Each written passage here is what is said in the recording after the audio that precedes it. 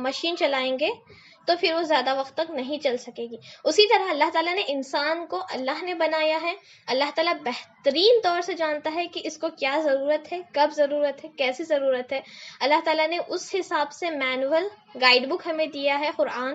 ہمیں اس کو پڑھنا ہے، ایمان لانا ہے اور تصدیق کرنا ہے اور اس پر عمل کرنا ہے کہ ہاں واقعی یہ چیز اللہ تعالیٰ نے صحیح بولی ہے، اور اس کو امپلیمنٹ کرنا ہے اپنی لائف میں، جو کہ ڈیلی ہر روز امپلیمنٹ کر سکتے ہیں ہم. ایسی کوئی چیز نہیں ہے جو کہ ہمارے لیے مشکل ہے. اگر ہمارے لیے مشکل ہوتا تو پھر اللہ تعالیٰ نہیں بولتا تھا کہ ہم نے تمہارے لیے آسان کیا.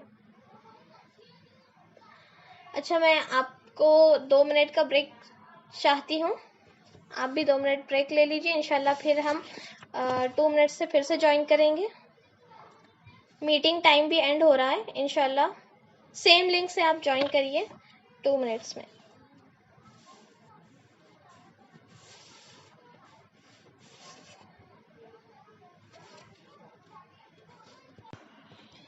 اب ہم دیکھتے ہیں کہ آخرت میں جو کہ اللہ کے سامنے ہم آپ کو جواب دینا ہے، تو وہ سوال کیا ہے اور اس کے جوابات ہم کب دے سکیں گے. پہلے حدیث ہم وہ پڑھ لیتے ہیں جو کہ ترمذی کی حدیث ہے 2416. اگر پہلے حدیث پڑھ لیتے ہیں پھر ہم اس کا ڈیٹیل میں دیکھتے ہیں.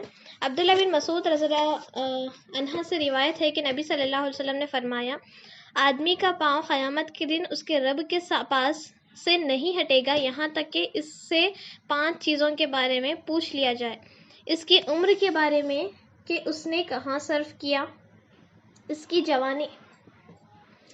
جوانی کے بارے میں کہ اسے کہاں کھپایا، اس کے مال کے بارے میں اسے کہاں سے کمایا اور کس چیز میں خرچ کیا، اور اس کے علم کے بارے میں کہ کہاں سے حاصل کیا اور کتنا عمل کیا. ٹھیک ہے. آپ صلی اللہ علیہ وسلم فرماتے ہیں ترمذی کی حدیث 2416 میں کہ انسان کے 5 سوالات کے جوابات دینے تک اس کے اللہ کے سامنے اس کے پیر جم جائیں گے. وہ جب تک اللہ کے سامنے سے بھاگ نہیں سکے گا ان سوالات سے بچ کر، چاہے وہ کوئی بھی مسلک کا ہو، یا پھر اہل حدیث ہو، یا پھر سنی ہو، یا پھر کرسچن ہو یا مسلم ہو. کوئی بھی مسلک کا ہو، کوئی بھی مذہب کا ہو، ہر ایک کو یہ 8 کوشچن اٹینڈ کرنا ہی ہے. تو فرسٹ سوال ہوگا کہ زندگی کہاں گزاری، زندگی کہاں صرف کی. تو ہم جانتے ہیں اچھے سے ہماری 90% زندگی 40 سال تک تو ہم ایڈوکیشن حاصل کرنے میں ہی گزار رہے ہیں. کوئی پڑھنا نہیں چاہتا ہے تو ہماری زندگی کہاں جا رہی ہے؟ ہم عورتوں کی جا رہی ہے کہ فلاں نے ایسا کیا، اس کی باتیں اس کو کال کر کے بول دیے، اس کو بول دیے، چغلی کر لیے، غیبت کر لیے، برا بدگمانی کر لیے، ایک دوسرے کے بارے میں برا سوچے، برائی اپنے ذہن میں جو آئی اس کو دوسروں تک پھیلائے. That's it. ہماری زندگی یہاں گزر رہی ہے. اگر ہم اپنے گھر والوں کی زندگی دیکھ رہے ہیں تو چوراہوں پر، دوستوں میں، رات کے 2 بجے تک باہر رہنا، فضول خرچ اور فضول باتوں میں، ہنسی مذاق میں. ہنسی مذاق کرنا گناہ نہیں ہے، لیکن اپنی زندگی پورا بیکار کر رہے ہیں. اور پھر ہم دیکھا جائے تو کچھ لوگ ایسے بھی ہیں جو 40 سال تک صرف PhD وغیرہ ہی کرتے رہ رہے ہیں. ان کے بچے کہیں کے چلے جا رہے ہیں، ان کی بچوں کی تربیت کہیں گزر جا رہی ہے. یہاں پڑھائی کیے، پھر کہیں اور چلے گئے، وہاں پڑھائی کیے، صرف پڑھائی میں 40 سال تک زندگی گزار رہے ہیں. ہماری عمریں کہاں جا رہی ہے؟ ہماری عمر کہاں تباہ و برباد ہو رہی ہے؟ اب ہم اپنی زندگیوں کو اچھے سے دیکھ سکتے ہیں. اگر ہماری عمر بہت نہیں گزری ہے تو ہم کم سے کم اپنے گھر والوں کو دیکھ کر سمجھ سکتے ہیں کہ ہمارے گھر والے اپنی زندگی کہاں گزارے ہیں.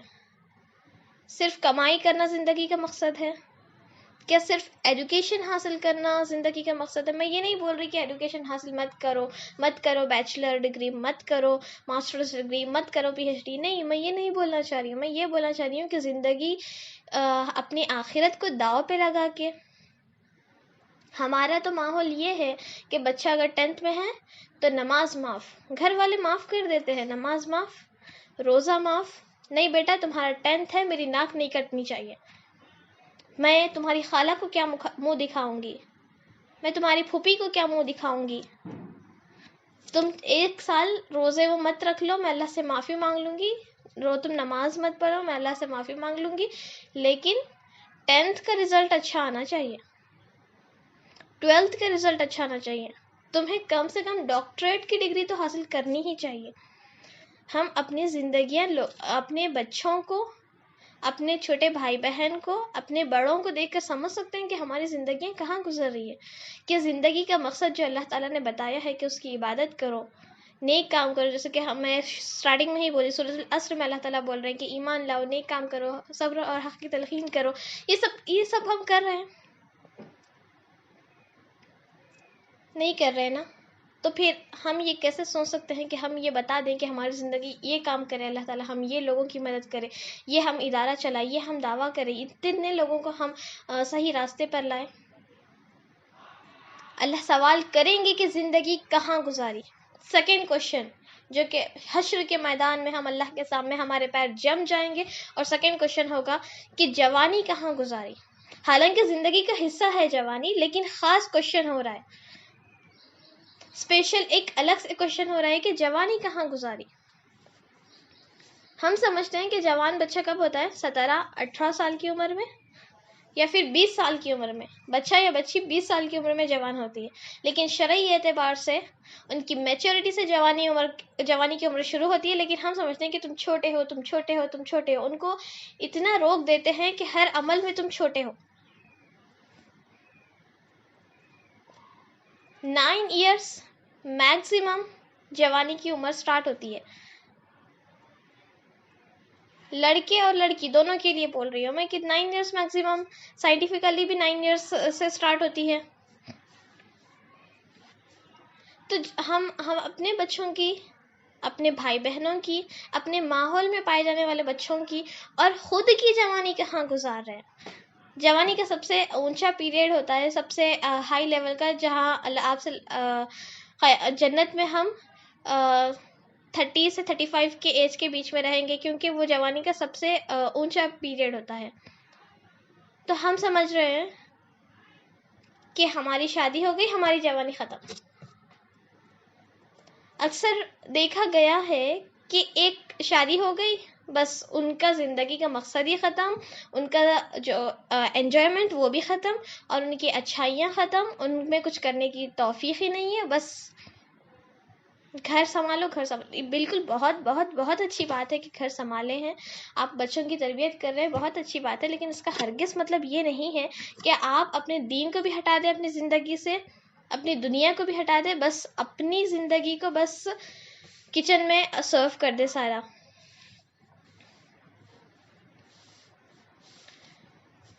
تو یہ غلط ہے. آپ صلی اللہ علیہ وسلم نے فرمایا ہے کہ قیامت کے دن خاص سوال ہوگا کہ جوانی کہاں گزاری، کیونکہ جوانی ایک ایسا پیریڈ ہوتا ہے جس میں انسان اچھائی میں بھی بہت اونچا چلا جا سکتا ہے اور برائی میں بھی بہت اونچا چلا جا سکتا ہے.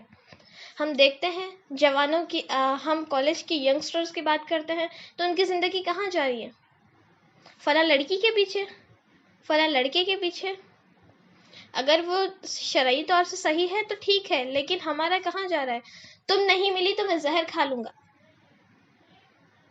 کیا تمہاری زندگی کا مقصد صرف اس لڑکی کو حاصل کرنا ہے؟ تم کیا جواب دیں گے؟ ہم کیا جواب دیں گے اللہ کو کہ جب اللہ تعالیٰ سوال کرے گا کہ جوانی کہاں گزاری؟ تو اس فلاں لڑکی کے چوراہے پر، فلاں لڑکی کے انتظار میں، فلاں لڑکی کو انتظار کرتے ہوئے اس کے دروازے پر. پھر اللہ تعالیٰ تو خوش ہوں گے، ارے واہ تم نے تو بہت اچھا کام کیا، جاؤ تمہارے لیے جنت ہے. نہیں، ہمیں اللہ تعالیٰ نے جو کام دیا ہے، اللہ تعالیٰ نے گائیڈ بک میں ایکسپلین کیے ہیں کہ کیا کرنا ہے، کب کرنا ہے، کیسے کرنا ہے، تو ہمیں اس کو فالو کرنا ہے. ہم سے سوال ہوگا کہ جوانی کہاں گزاری. تھرڈ کوشچن، مال کہاں سے کمایا؟ حلال تھا انکم یا حرام تھی؟ کیسے کمائے؟ کیا سورس آف انکم تھا؟ کیسے تم نے مال کو حاصل کیا؟ یا کسی کا لپا ڈپی کر کے، کسی کا قتل کر کے، کسی کو تنگ کر کے، کسی کو ہراس کر کے، کسی کی مجبوری کا فائدہ اٹھا کے، یا پھر محنت کر کے. محنت میں سب سے بہترین محنت وہ ہے جو اپنے ہاتھوں سے کی جائے. اپنے ہاتھ سے جو انسان اپنے ہاتھ کی محنت لگا کر جو کرتا ہے وہ بہترین محنت ہے. تو کیا تم نے واقعی محنت سے اپنا مال کمایا، یا پھر بس کسی کو تنگ کرتے ہوئے، کسی کو ہراس کرتے ہوئے، سود سے، رشوت سے اپنی انکم تھی؟ انکم کیسی تھی؟ اللہ تعالیٰ سوال کریں گے. اگر بیوی ہے تو ان کے شوہر کے بارے میں سوال ہوگا کہ ہماری بھی ذمہ داری ہوتی ہے کہ ہم اپنے ہسبینڈس کی، اپنے میرے والد کی میں دیکھوں کہ ان کی انکم کہاں سے آ رہی ہے. میں یہ ڈیمانڈ نہیں کر سکتی کہ ابو آپ کچھ بھی کریں، مجھے آئی فون چاہیے 50,000 کا. تو کیا کریں گے ایسے والد؟ مجبور ہو کر انہیں حرام کی طرف جانا پڑے گا.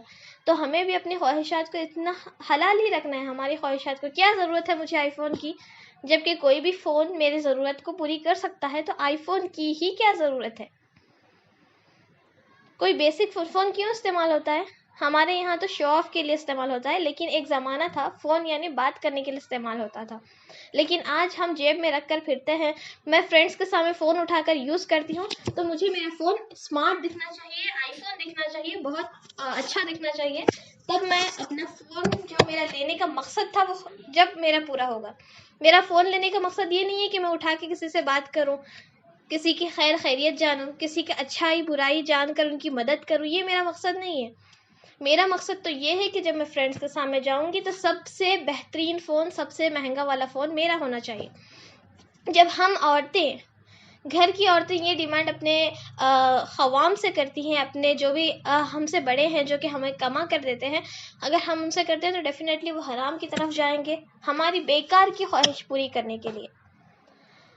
تو سوال ہوگا، اگر ہم بھی جاب کرتے ہیں، ہم بھی ورک کرتے ہیں، تو ہم سے بھی سوال ہوگا کہ انکم کیسی تھی؟ پردے کے ساتھ حلال کام کیے، یا پھر بے پردگی کے ساتھ غیر محرم مرد اور عورت بازو بیٹھ کر ایک دوسرے کے ٹچ کر کے غلط کام کرتے رہے؟ حالانکہ ٹچ شاید آپ کا فرینڈشپ والا تھا ہوگا، شاید میرا اور وہ فلاں شخص کا ٹچ فرینڈشپ والا تھا ہوگا، بس شیک ہینڈ کیے ہوں گے، لیکن یہ حرام تھا. یہ سوال ہوگا کہ انکم کہاں سے آئی. پھر 4th کوشچن ہوگا کہ انکم آئی تو صحیح حلال، لیکن اس کو استعمال حلال طریقے سے کیا گیا یا پھر خرچ کہاں کیے؟ اللہ کی راہ میں یا پھر بس جمع کرنے میں؟ اللہ کے خاطر صحیح اپنے بیوی بچوں، سب سے بہترین انسان جہاں خرچ کرتا ہے وہ اپنے بیوی بچوں کے لیے ہے. لیکن اس کا ہرگز مطلب یہ نہیں کہ اپنے والدین کو نہ دیکھیں. اپنے والدین پر خرچ کریں. حلال ذریعے سے کمایا ہوا آپ حرام پر تو نہیں خرچ کر سکتے، لیکن ہمارا حالات یہ ہے کہ ہم حلال ذریعے سے کماتے ہیں لیکن حرام میں اڑا دیتے ہیں. جیسے کہ حلال ذریعے سے تو کما کر لائے، لیکن فلاں ہمارے پرابلم سالو نہیں ہو رہے ہیں تو ہم جا کے فلاں بابا کے فلاں مزار پر چادر چڑھا دیتے ہیں. کیا یہ حلال تھا؟ کمائے تو حلال تھے، محنت تو کیے تھے، خود کے ہاتھوں سے محنت کیے تھے، پسینہ ٹپکا کر محنت کیے تھے، دن رات کی نیند خراب کر کے محنت کیے تھے، سکون سے آرام سے بیڈ پر آرام کرنے کے ٹائم بھی محنت کیے تھے، رات بھر سوئے نہیں تھے. اتنی محنت کرنے کے بعد ہم سرو کہاں کر رہے ہیں؟ بابا کی چادر پر، مزار کی چادر پر، یا پھر حرام کسی کو حرام طریقے سے استعمال کرنے پر ہم کسی کو دے رہے ہیں. تو یہ بھی دیکھیے، اگر ہم کسی کے اوپر صرف کر رہے ہیں، صدقہ دے رہے ہیں، زکوٰۃ دے رہے ہیں، وہ بھی اپنا مال حلال جو ہم دے رہے ہیں اس کو حلال طریقے سے استعمال کر رہے ہیں یا حرام طریقے سے؟ یا پھر ہم لوگوں سے پریشان ہو کے ان پر جادو کروا دیتے ہیں، ان کو ایسے عمل ہم کرتے ہیں کہ ان کو تکلیف ہو. کیا یہ انکم کا صحیح استعمال ہوا؟ منیمم اپنی خواہشات کو منیمم رکھیے تاکہ ہم اچھے سے صحیح جگہ اپنا انکم لگا سکیں. ورنہ پھر ہمارے خواہشات ہیں کہ بڑے بڑے خواہشات ہیں تو پھر ہم حلال طریقے سے اپنی انکم نہیں استعمال کر سکتے. جیسے کہ میں ابھی اگزامپل دی تھی کہ میری خواہشات ہے کہ آئی فون میں خریدوں، مجھے آئی فون کی جبکہ ضرورت نہیں ہے، بس میں شو آف کے لیے چاہ رہی ہوں کہ مجھے آئی فون چاہیے. تو پھر جو ہمارے گھر کے والدین، میرے ڈیڈی جو انکم لائے ہیں وہ میری آئی فون میں چلا جائے تو واقعی جو ضرورت، جو واقعی اچھی جگہ تھی پیسہ وہ صرف کرنے کی، وہ جا کر میری آئی فون میں چلا جائے گا، تو پھر اس سے بہتر جو چیز تھی وہ نہیں کر پائیں گے. تو کہاں سے کمائیں، یہ بھی سوال ہوگا کہ حلال تھا یا حرام.